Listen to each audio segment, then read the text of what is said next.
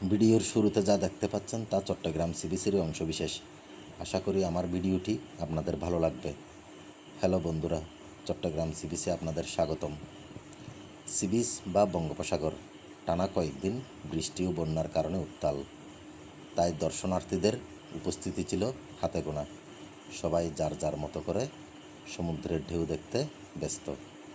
কেউ বসে গল্প করছে, আর কেউ ছবি তুলছে। কিন্তু সতর্কতা অবলম্বন করতে হবে, একটু অসতর্ক হলেই বিপদ।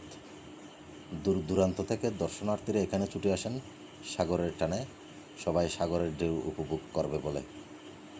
বরাবরের মতোই ঝালমুড়ি আমার খুবই পছন্দের, তাই আর দেরি না করে এক প্লেট অর্ডার করলাম। কিছুক্ষণ অপেক্ষা করতে থাকলাম। দোকানদার গানের তালে তালে এক প্লেট বানিয়ে ফেললেন। ঝালমুড়ি খেতে খেতে দেখলাম ওপাশে কিছু দর্শনার্থীর জটলা আর একটা মেয়ের কান্নার আওয়াজ। আমিও দেখতে গেলাম। সাগরের ঢেউয়ের সাথে ভেসে যাচ্ছিল মেয়েটা। মেয়েটাকে দেখে বড় অসহায় মনে হলো। মৃত্যুকে আলিঙ্গন করা থেকে বেঁচে গেল। মুহূর্তেই সব ভুলে গিয়ে সবাই আবার আনন্দে মাতোয়ারা। কেউ ছবি উঠতে ব্যস্ত, আবার কেউ অন্য কোনো বিনোদনে ব্যস্ত।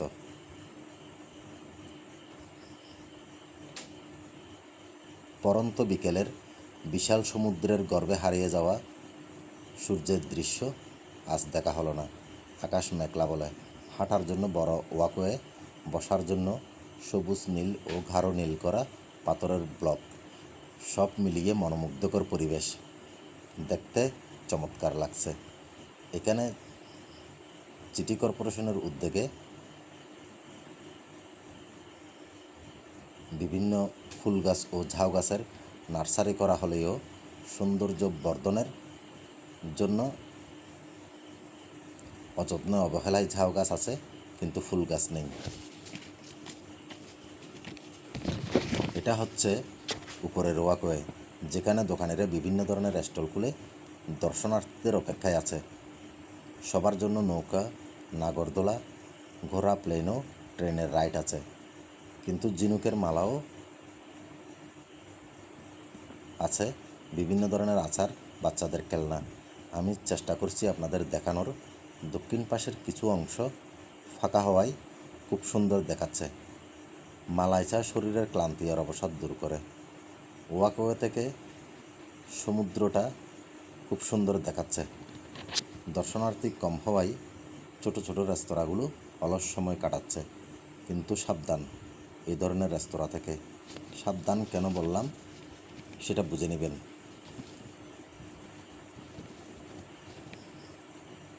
খুবই সুন্দর দেখাচ্ছে। এদিকটা আমার খুবই ভালো লাগে, দেখার মতো একটা দৃশ্য। কিন্তু রেস্তোরাঁগুলো আমার পছন্দ হলো না। আবারও হাঁটতে লাগলাম। এয়ারপোর্ট কাছে হওয়ায় প্লেন উড়ে যাওয়ার দৃশ্য এখানে খুব কমন। এখানে কিছু ভিন্ন জগতের মানুষ আছে, তাদের কাছ থেকে যত দূরে থাকবেন তত ভালো। এই সুযোগে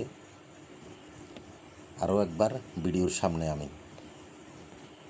এই দোকানটা বেশ সুন্দর দেখাচ্ছে।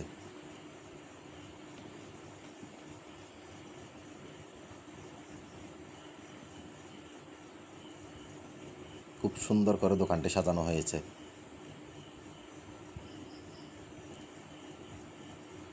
এতক্ষণ আমরা ওয়াকওয়েতে হাঁটতে হাঁটতে সমুদ্র দেখছিলাম, যা এখন আর দেখা যাচ্ছে না। চট্টগ্রাম সমুদ্র সৈকতের অপরিকল্পিত নগরায়ন এর সৌন্দর্য নষ্ট করেছে।